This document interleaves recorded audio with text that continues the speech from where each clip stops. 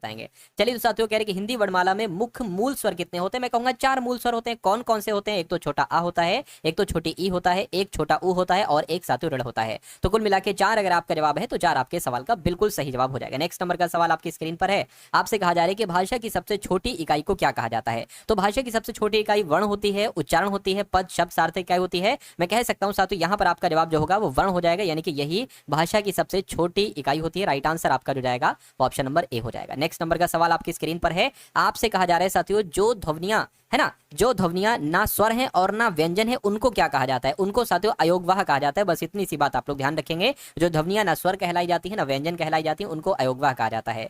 इनमें से किसके बिना कोई व्यंजन, क्या साथियों, इनमें से किसके बिना कोई व्यंजन उच्चारित नहीं किया जा सकता? स्वर के बिना नहीं किया जा सकता, अनुस्वार के बिना नहीं किया जा सकता, उपसर्ग के बिना या विसर्ग के बिना? मैं कहूंगा साथियों, स्वर के बिना कोई भी व्यंजन को उच्चारित किया ही नहीं जा सकता, इसलिए राइट आंसर आपका ऑप्शन नंबर ए है। अगला सवाल आपकी स्क्रीन पर है। आपके सामने यहां पर दे रखा है सुख और दुख के बीच लगने वाला जो चिन्ह यहां पर साथियों आपको दिख रहा है, ये कौन सा चिन्ह है? इस चिन्ह का नाम क्या हो सकता है? इतनी से बात साथियों आपसे पूछी जा रही है।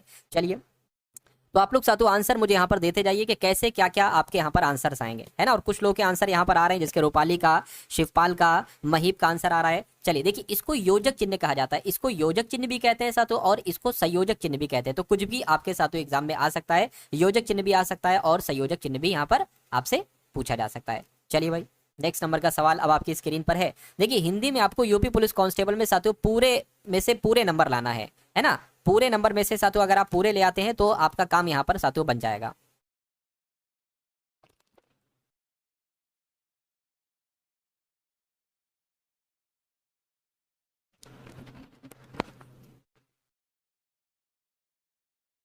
निम्नलिखित में से कौन सा अल्प विराम चिन्ह? अब साथियों अल्प विराम चिन्ह के बारे में यहाँ पर आपसे पूछा जा रहा है कि अल्प विराम चिन्ह कौन सा है, फटाफट आप लोग मुझे बता दीजिए। तो यहाँ पर आपको साथियों जो इस टाइप से दिख रहा है ना, ये क्या होता है? ये चिन्ह अल्प विराम चिन्ह कहलाया जाता है। आंसर आपका ऑप्शन नंबर सी होगा। नेक्स्ट नंबर का सवाल है करके, जहां वाक्य की गति अंतिम रूप ले ले, विचार के तार टूट जाएं, वहां किस चिन्ह का प्रयोग किया जाता है? ये बात आपसे पूछी जा रही है। किस चिन्ह का प्रयोग पूर्ण विराम कहा जाता है? पूर्ण विराम आपके सवाल का बिल्कुल सही जवाब हो जाता है। किसी की कही हुई बात को स्पष्ट करने के लिए वाक्य के अंत में किस चिन्ह का उपयोग किया जाता है? तो किस चिन्ह का उपयोग किया जाता है? मैं कहूंगा साथियों विवरण चिन्ह का उपयोग किया जाता है। विवरण चिन्ह आपके सवाल का बिल्कुल सही जवाब हो जाएगा। ठीक है, चलिए भाई, अगला सवाल आपकी स्क्रीन पर। आपसे कहा जा रहा है कि उत्पत्ति के आधार पर शब्द के एक भेद होते हैं, यानी कि शब्द के कितने भेद होते हैं? देखिए, शब्द के उत्पत्ति के आधार पर शब्द के मैं कहूंगा 4 भेद होते हैं। कौन कौन से? एक होता है सातु आपका तत्सम, और एक होता है सातु आपका तद्भव। एक तत्सम हो गया, तद्भव हो गया, तीसरा हो गया आपका सातु देशज हो गया, और चौथा क्या हो गया? चौथा आपका यहाँ पर विदेशज हो गया। तो कुल मिला के आंसर अगर आपका ऑप्शन नंबर डी है तो बिल्कुल करेक्ट है। नेक्स्ट नंबर का सवाल, देखिए वीडियो वगैरह सब कुछ सही चल रही है, क्वालिटी वगैरह कोई दिक्कत तो आपको नहीं आ रही है? अगर आ रही है तो आप लोग मुझे बताइए। अब देखिए अगला सवाल आपकी स्क्रीन पर। आपसे कहा जा रहा है कि श्रृंगार शब्द का तद्भव रूप सातु क्या हो सकता है? तो श्रृंगार एक तत्सम शब्द है, इसका तद्भव रूप क्या हो जाएगा? सिंगार हो जाएगा, और सिंगार आपके सवाल का बिल्कुल सही जवाब हो जाएगा। उसके बाद देखिए सातु अगला सवाल आपकी स्क्रीन पर है, देखिए और मुझे बताइए आपका जवाब यहाँ पर क्या होगा। आपसे यहाँ पर कहा जा रहा है, देखिए आंसर यहाँ पर आ रहे हैं और आंसर फटाफट आप लोग देते जाइए। अगर हिंदी में आप लोग आंसर नहीं देंगे तो फिर कैसे चलेगा। अगला सवाल है कि इनमें से घोटक शब्द क्या है? देखिए घोटक शब्द पता क्या होता है? घोटक पता किसको कहा जाता है? घोड़े को कहा जाता है। बस फर्क इतना है कि ये तद्भव शब्द है और ये तत्सम शब्द है। तो कैसा शब्द है सातु? ये एक तत्सम शब्द है। तत्सम आपके सवाल का बिल्कुल सही जवाब हो जाता है। अगले नंबर का सवाल देखिए, आपसे कहा जा रहा है कि मंत्रकारी शब्द का तद्भव रूप क्या होगा? मंत्रकारी शब्द का तो सातु इसको हम लोग मदारी कहते हैं। क्या कहते हैं? मदारी कहा जाता है सातु। मंत्रकारी शब्द का ये एक तत्सम है और इसका तद्भव क्या होगा? मदारी होगा। अगला सवाल देखिए, प्रत्युत्पन्नमति शब्द में कौन सा उपसर्ग प्रयुक्त किया गया है? तो कौन सा उपसर्ग प्रयुक्त किया गया? देखिए प्रति है ना, प्रति यहीं पर तो आएगा, तो प्रति यहां पर लिखा होना चाहिए। मैं कहूंगा सातु यहां पर प्रति शब्द आ जाएगा। तो कुल मिला के साफ साफ दिख रहा है प्रति उत्पन्नमति में कौन सा उपसर्ग लगा हुआ है? मैं कहूंगा प्रति लगा हुआ है, लेकिन ऑप्शन में नहीं टाइप हो पाया, यहां पर होगा सातु प्रति। देखिए चलिए उसके बाद देखिए अगला सवाल, उपसर्ग इनमें से कहां जोड़ा जाता है? मुझे आप लोग बता दीजिए। उपसर्ग देखिए एक होता है उपसर्ग और एक होता है प्रत्यय। तो शब्द के पहले अगर बात करते हैं तो उपसर्ग होता है और शब्द के अंत में क्या होता है? प्रत्यय होता है। आंसर आपका ऑप्शन नंबर बी हो जाएगा। उसके बाद देखिए अगला सवाल, आपसे कहा जा रहा है कि प्राकथन शब्द में कौन सा उपसर्ग है? प्राकथन शब्द में, तो प्राकथन शब्द में अगर उपसर्ग अगर हम बात करें ना तो प्राक हो जाएगा, लेकिन उसमें हलंत भी आएगा, तो यहां पर हलंत लगना चाहिए। तो हलंत वाला प्राक आपके सवाल का बिल्कुल सही जवाब होगा। चलिए नेक्स्ट नंबर का सवाल आपकी स्क्रीन पर है कि प्रत्यय का प्रयोग इनमें से कहां किया जाता है? तो प्रत्यय का प्रयोग मैंने अभी आपको बताया था कि ये शब्द के बाद में किया जाता है, तो राइट आंसर आपका बी होना चाहिए। इनमें से लिंग की दृष्टि से कौन सा गलत है? तो गलत के बारे में आपसे साथियों पूछा जा रहा है, मुझे बता दीजिए। चलिए देखिए तनुज का तनुजा हो जाएगा, मैं कहूंगा बिल्कुल ये कुछ नहीं है। तनुज का तनुजा हो जाएगा लिंग, यानी कि ये पुल्लिंग है ये स्त्रीलिंग है। चूहा का चूहिया हो जाएगा, ये पुल्लिंग है ये स्त्रीलिंग है, बिल्कुल सही है। सांप का सापिन हो जाएगा, बिल्कुल सही है। बनिया का बनियान नहीं होगा तो ये गलत है, गलत है तो यही आपका जवाब हो जाएगा। निम्नलिखित में से किसके नाम प्राय पुल्लिंग होते हैं? तो किसके नाम प्राय पुल्लिंग होते हैं? क्या समुद्रों के नाम पुल्लिंग होते हैं, या भाषाओं के नाम पुल्लिंग होते हैं, नदियों के नाम, या तिथियों के नाम? तो आपको यहाँ पर ध्यान रखना है, क्या ध्यान रखना है कि जो समुद्रों के नाम होते हैं साथों ये पुल्लिंग होते हैं, बाकी भाषाओं, नदियों और तिथियों के नाम स्त्रीलिंग होते हैं। नेक्स्ट नंबर का सवाल है कि निम्नलिखित में से किस विकल्प में सभी शब्द स्त्रीलिंग है? तो सभी शब्द साथों स्त्रीलिंग है, कौन सा आपको यहाँ पर कुल मिला के बताना है, फटाफट मुझे बता दीजिए। देखिए अगर हम बात करते हैं साथियों, ये आपका नर्मदा कैसी है, नदी है, तो ये तो स्त्रीलिंग हो जाएगा। गरुड़ आपका पुल्लिंग हो जाएगा, है ना। आपसे पूछा जा रहा है स्त्रीलिंग। शीशम की अगर बात करें पुल्लिंग हो जाएगा। साहित्य पुल्लिंग हो जाएगा, है ना। और जहाज स्त्रीलिंग, जहाज कैसा है, पुल्लिंग हो जाएगा। दीमक की अगर बात करें, दीमक स्त्रीलिंग है और समाधि भी स्त्रीलिंग है, यानी कि ऑप्शन नंबर डी वाले में दोनों शब्द कैसे हैं, दोनों शब्द स्त्रीलिंग है। उसके बाद देखिए कि निम्नलिखित में से स्त्रीलिंग शब्द को पहचानिए साथियों। देखिए काशीदाकार ये तो पुल्लिंग है, जुर्राब पुल्लिंग है, पैजामा पुल्लिंग है, घाघरा, है ना। घाघरा की अगर बात करते हैं, घाघरा आपका स्त्रीलिंग हो जाएगा, है ना। जुर्राब भी तो सातों स्त्रीलिंग है ना, जुर्राब भी तो स्त्रीलिंग होता है, घाघरा भी तो एक तरीके से स्त्रीलिंग होता है। तो मैं कहूंगा इनमें दो में साथियों दो आपके आंसर होंगे, यानी कि दो आपके शब्द यहाँ पर स्त्रीलिंग है। चलिए कोई दिक्कत नहीं, जो चीज थी वो मैंने आपको बता दी। अगला सवाल देखिए, हिंदी भाषा में वचन कितने प्रकार के होते हैं? तो हिंदी भाषा में तो दो प्रकार के होते हैं, एक वचन और बहुवचन। लेकिन अगर यहाँ पर संस्कृत लिखा होता और पूछा जाता है कि संस्कृत में कितने प्रकार के होते हैं, तो तीन प्रकार के होते हैं। कौन कौन से? कौन कौन से वचन? एक वचन, बहुवचन और द्विवचन। उसके बाद देखिए कि मैंने आम ले लिया, इसका बहुवचन क्या हो सकता है बताइए? मैंने आम ले लिया, तो मैंने की जगह हमने आ जाएगा। हमने आम ले लिए हैं या हमने आम ले लिया है? ले लिया है नहीं होगा साथ, तो हमने आम ले लिए हैं, ये होगा आंसर आपका ऑप्शन नंबर सी हो जाएगा। उसके बाद देखिए अगले नंबर का सवाल आपकी स्क्रीन पर है। आपसे यहाँ पर कहा जा रहा है साथियों कि नदी का जल ठंडा है, इसका सामान्य बहुवचन क्या हो सकता है? नदी का जल ठंडा है, तो नदी का जल ठंडा है, सभी नदी का जल ठंडा है, या नदियों का जल ठंडा है, या नदियों का जल ठंडा है। मैं कह सकता हूँ साथियों यहाँ पर अगर बात करें इसका सामान्य बहुवचन जो होगा वो नदियों हो जाएगा, है ना। ये नदियां गलत लिखा हुआ है, नदियों का जल ठंडा है, ये बिल्कुल सही है। और अगर आपका ये आंसर है तो आपका जवाब बिल्कुल सही है। तो रूपाली का, श्वेता का आंसर आ रहा है यहाँ पर, शिवपाल का आंसर आ रहा है साथियों यहाँ पर, है ना। तो सभी लोग आंसर, मोनू कुमार का आंसर आ रहा है, जिनका जिनका आंसर, लोकेश का आंसर है, जिनका भी आंसर आ रहा है ना, वो लोग थोड़ा सा सोच समझ के आंसर दीजिए और गलत आंसर जो है वो ना करने की कोशिश कीजिए। बस थोड़ा सा सोचिए और राइट आंसर आप लोग बताने की पूरी कोशिश कीजिए। मेरे दोस्त के लिए चाय लाइए, इस वाक्य में कौन सा कारक है? इस वाक्य में कौन सा कारक है आपसे पूछा जा रहा है। देखिए अगर कहीं पर आपसे कारक पूछा जाए और के लिए आ जाए कि मेरे दोस्त के लिए, या कुछ भी आ जाए, कुल मिला के लिए आ जाए, तो वहां पर कौन सा कारक होता है? संप्रदान कारक होता है। अगर लाइन में, पंक्ति में आ रहा है या पर आ रहा है तो वहां पर अधिकरण कारक होगा। अगर से आ रहा है तो वहां पर अपादान कारक होगा। अगर का की आ रहा है तो वहां पर संबंध कारक होगा। लेकिन अगर के लिए आ रहा है तो वहां पर साथियों जो होगा आपका संप्रदान कारक होगा। आंसर आपको ऑप्शन नंबर डी हो जाएगा। अगला सवाल देखिए, हे ईश्वर दया करो, हे ईश्वर दया करो रेखांकित शब्द में कौन सा कारक है? तो मैं कहूंगा इसमें कौन सा कारक है? हे ईश्वर दया करो संबोधन कारक है, बिल्कुल साथियों संबोधन कारक है। आंसर आपका जो होगा वो ऑप्शन नंबर ए हो जाता है। अगला सवाल देखिए, मेरी गोद में बिल्ली है, इस वाक्य में कौन सा कारक है? मेरी गोद में बिल्ली है। अब देखिए मैंने आपको यहाँ पर क्या बताया था, अगर किसी वाक्य में आ जाए और कारक पूछा जाए, तो ऊपर देख लीजिए साथियों, में कहां पर है? में यहाँ पर है, तो कौन सा कारक होगा? अधिकरण कारक होगा। अब अधिकरण ऑप्शन में ढूंढिए कहां पर लिखा हुआ है, अधिकरण यहाँ ऑप्शन नंबर डी में लिखा हुआ है। तो में आ जाए और कारक पूछे तो वहां पर अधिकरण कारक होता है, ये आपको साथियों ध्यान रखना है। अगर से आ जाए तो अपादान कारक होगा, अगर को आ जाए तो साथियों कर्म कारक होगा, अगर के लिए आ जाए तो वहां पर साथियों संप्रदान कारक होगा। ये चीजें आप लोग याद रखेंगे। नेक्स्ट नंबर का सवाल है साथियों, वीडियो को लाइक कर दीजिए अगर आपने अभी तक इस वीडियो को यहाँ पर लाइक नहीं किया है।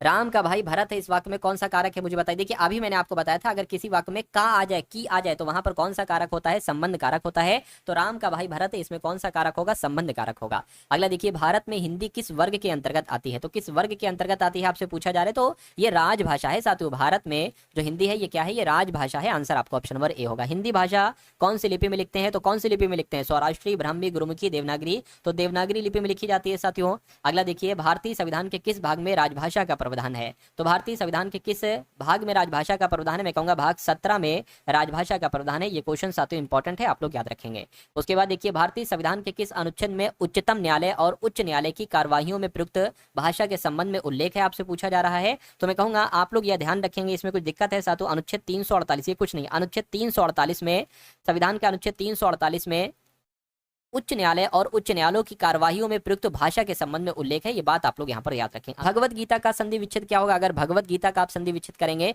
तो भगवत अलग हो जाएगा और गीता अलग हो जाएगा, यानी कि आंसर आपका ऑप्शन नंबर सी हो जाता है। चलिए सर क्लास कब तक चलेगा? देखिए अभी 50 सवाल हिंदी के देखेंगे, उसके बाद 50 सवाल जीके जीएस के देखेंगे, कुल मिला के लगभग 100 सवालों को यहाँ पर हम लोग देखेंगे, ठीक है ना। चलिए तो और 10 मिनट और आप देख लीजिए, 10-15 मिनट बस। सूर्योदय यहाँ पर आपको एक शब्द दे रखा है और आपसे पूछा जा रहा है कि इसमें कौन सी संधि इस्तेमाल की गई है। तो इसका अगर संधि विच्छेद करेंगे तो क्या करेंगे साथियों? सूर्य अलग हो जाएगा और उदय अलग हो जाएगा, तो सूर्य धन उदय, तो इसका संधि विच्छेद बनेगा। लेकिन कौन सी संधि है? मैं कहूंगा इसमें गुण संधि। अगर आपको ऐसी एक मात्रा देखने को मिले या ऐसी एक मात्रा देखने को मिले, उसमें पूछा जाए संधि कौन सी, तो वहां पर गुण संधि होती है।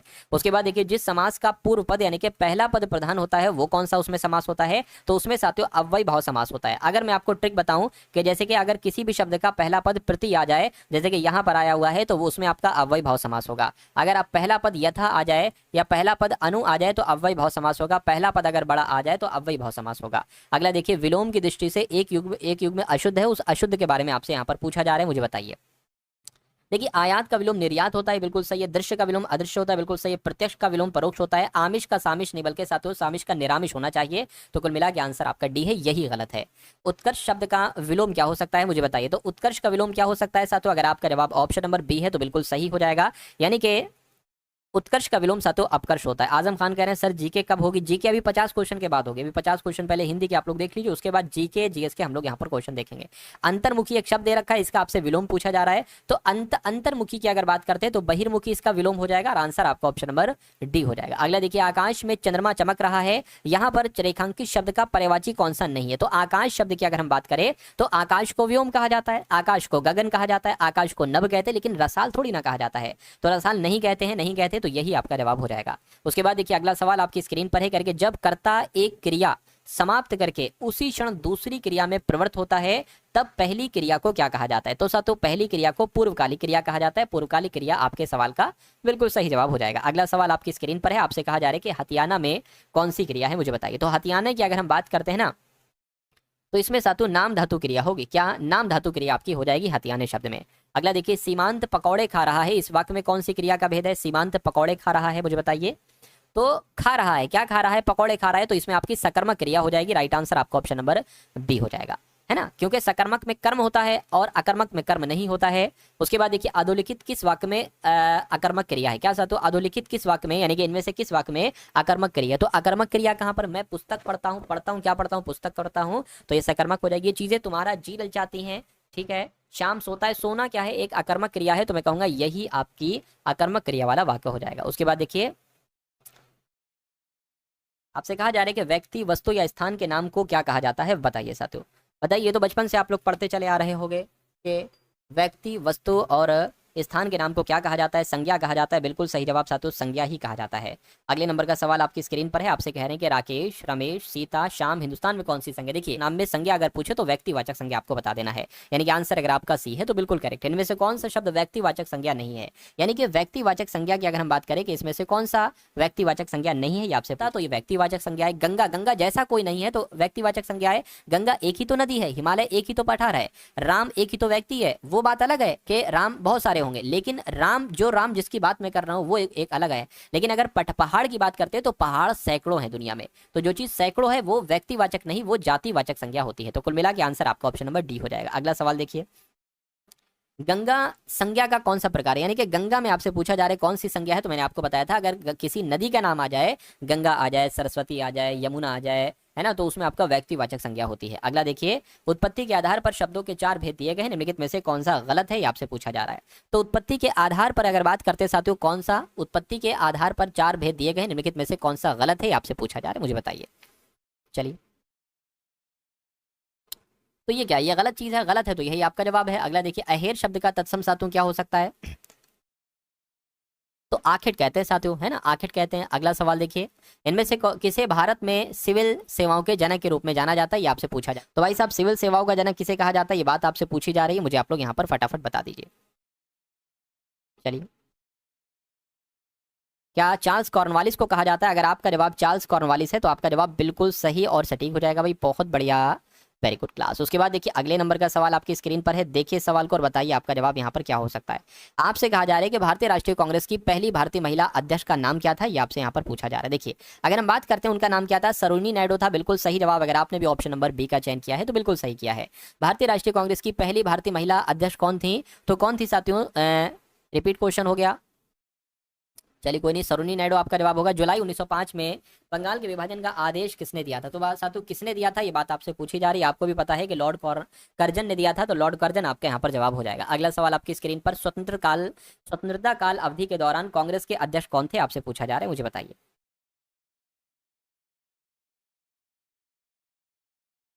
चलिए सर, तो क्या आपके सवाल का जवाब हो सकता है, फटाफट आप लोग मुझे बता दीजिए। तो आपका जवाब अगर जेबी कृपलानी है तो आपका जवाब बिल्कुल सही है। स्वतंत्रता काल अवधि के दौरान कांग्रेस के अध्यक्ष जेबी कृपलानी थे। होम रूल लीग आंदोलन के संस्थापक कौन थे, तो होम रूल लीग आंदोलन के संस्थापक कौन थे साथ, तो एनी बेसेंट थे। एनी बेसेंट आपके सवाल का जवाब है। इनमें से कौन सी ब्रिटिश भारत की राजधानी थी, 1773 से 1911 तक की बात चल रही है, तो उस समय साथों कलकत्ता ये ब्रिटिश भारत की राजधानी थी। उसके बाद देखिए अगले नंबर का सवाल है, पाकिस्तान नाम के बारे में पूछा जा रहा है कि पाकिस्तान नाम किस वर्ष में गढ़ा गया, तो 1933 में साथियों पाकिस्तान नाम गढ़ा गया, ये बात भी आप लोग यहाँ पर याद रखेंगे। अगला सवाल देखिए, सीधी कार्यवाही दिवस यानी कि डायरेक्ट एक्शन डे की घोषणा किसने की थी, तो किसने की थी आपसे पूछा जा रहा है। मैं कहूंगा साथियों मोहम्मद अली जिन्ना ने की थी सीधी कार्यवाही दिवस की घोषणा। उसके बाद देखिए, विपिन चंद्रपाल सहित 3 लोकप्रिय स्वतंत्रता सेनानी यानी कि लाल बाल पाल के रूप में जाने जाते हैं, उनमें से 2 अन्य कौन है। तो अगर बात करते हैं साथियों पाल की, अगर बात करते हैं तो विपिन चंद्र पाल हो गए, लेकिन लाल और बाल ये 2 कौन व्यक्ति हैं, इन दोनों का नाम आपसे पूछा जा रहा है। एक तो बाल से बाल गंगाधर तिलक हो जाएंगे और लाल से लाला लाजपत राय हो जाएंगे, और ऐसे कहां पर ऑप्शन में लिखे हुए हैं बाल है ना और लाल, तो ऑप्शन नंबर बी में लिखे हुए, तो जिनका आंसर ऑप्शन नंबर बी है तो बिल्कुल करेक्ट हो जाएगा।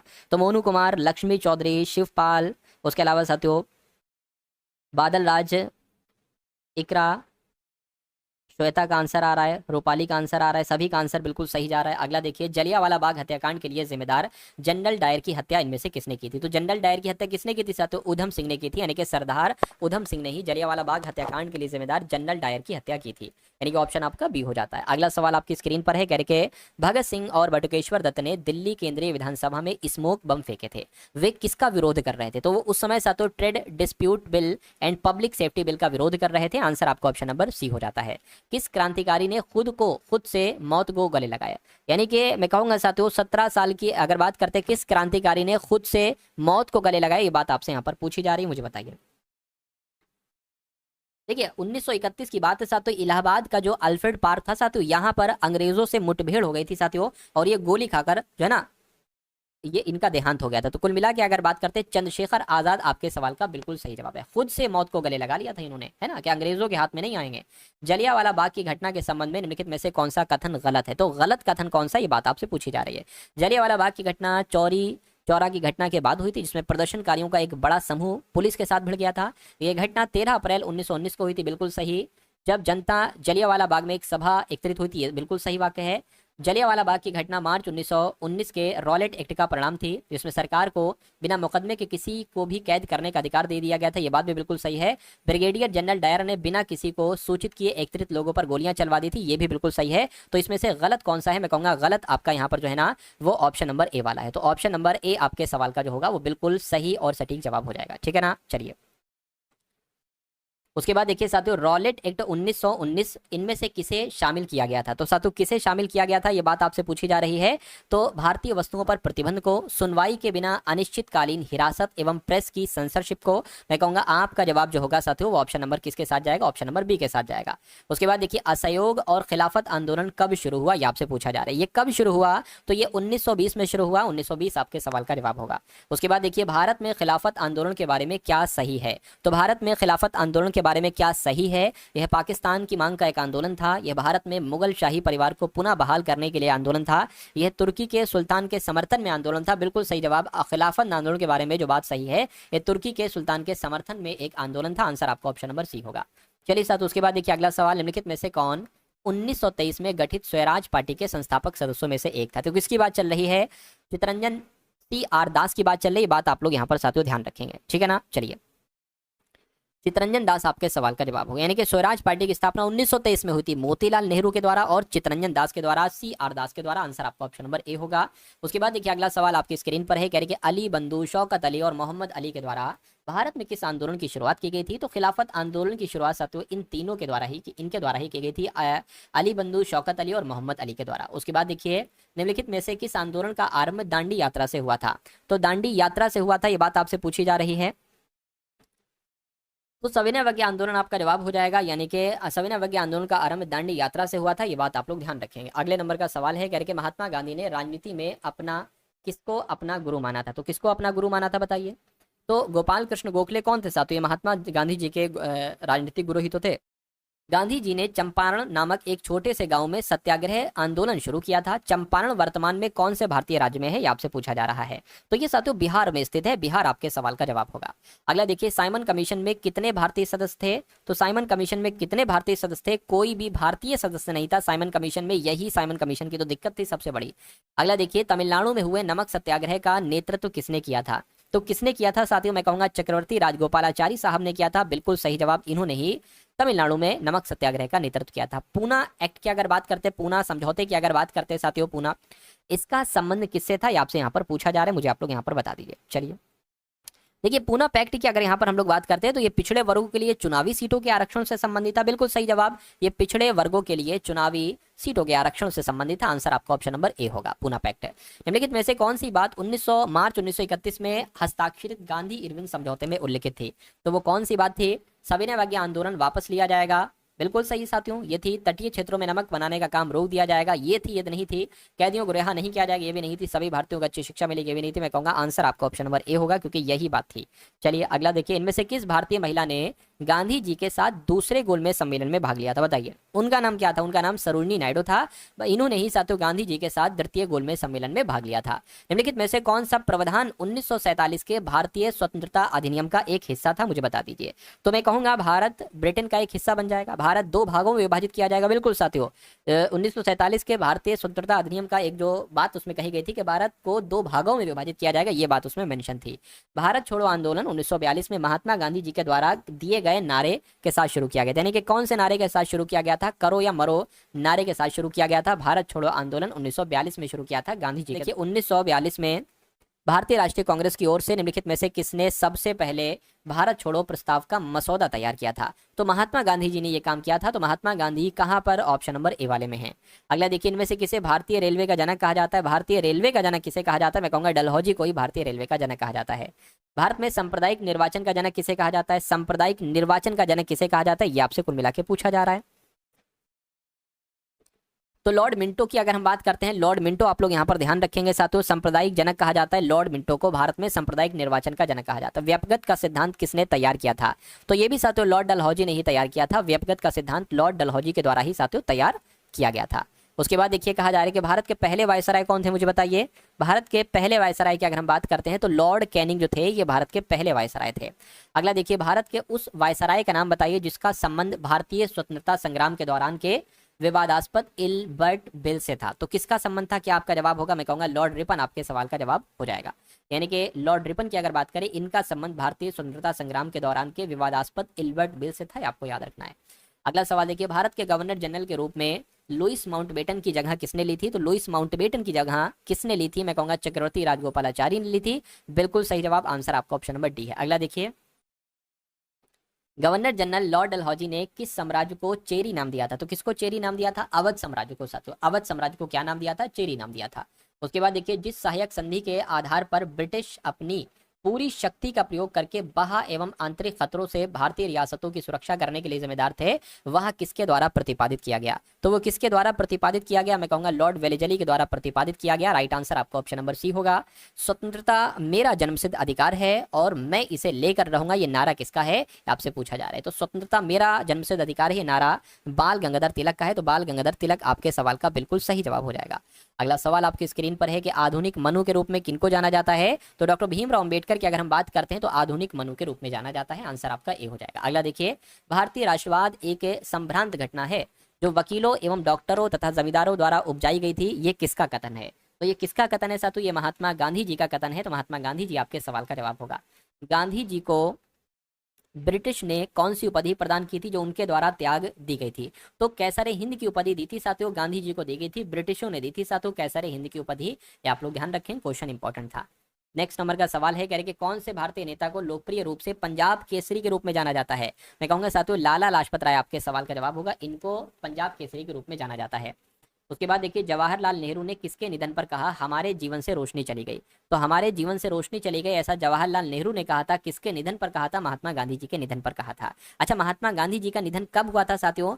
30 जनवरी 30 जनवरी 1948 को इनका निधन हुआ था। ये बात भी आप लोग यहाँ पर साथियों ध्यान रखेंगे, है ना। चलिए, इनमें से किसे भारत के लौह पुरुष के नाम से जाना जाता है, यानी कि आयरन मैन ऑफ इंडिया किसको कहा जाता है? तो सरदार वल्लभ भाई पटेल को कहा जाता है। बिल्कुल सही जवाब आपको ऑप्शन नंबर सी होगा। अगला देखिए, grand old man of India के नाम से किन्हें जाता है? तो दादा भाई नौरोजी को grand old man of India के नाम से जाना जाता है। अगला देखिए साथियों, भारत के उस स्थान का नाम बताइए जहां 0 मील का पत्थर यानी कि 0 मील स्टोन देखा जा सकता है, जिसमें बलुआ पत्थर से बने 4 घोड़ों युक्त एक स्तंभ की आकृति बनी हुई। तो उसका नाम साथियों नागपुर है। नागपुर वो स्थान है जहां 0 मील का पत्थर देखा जा सकता है, जिसमें बलुआ पत्थर से बने 4 घोड़े युक्त एक स्तंभ की आकृति बनी हुई है। अवध के इनमें से किस नवाब ने लखनऊ में इमामबाड़े का निर्माण करवाया? तो मैं कहूंगा साथियों आसफउद्दौला आपके सवाल का जवाब हो जाएगा। अगला सवाल देखिए, ऐसे जियो जैसे कि आपका आखिरी दिन है, ऐसे सीखो कि आप हमेशा जीवित रहेंगे, ये शब्द किसके द्वारा कहे गए थे? तो ये साथियों महात्मा गांधी जी के द्वारा शब्द कहे गए थे, ऐसे जियो कि आपका ये आखिरी दिन है और ऐसे सीखो कि आप हमेशा जीवित। तो दोस्तों ये वीडियो आप लोगों को कैसी लगी कमेंट बॉक्स में ज़रूर बताएं। वीडियो अच्छी लगे तो वीडियो को लाइक करें और चैनल पर नए हैं तो चैनल को सब्सक्राइब करें।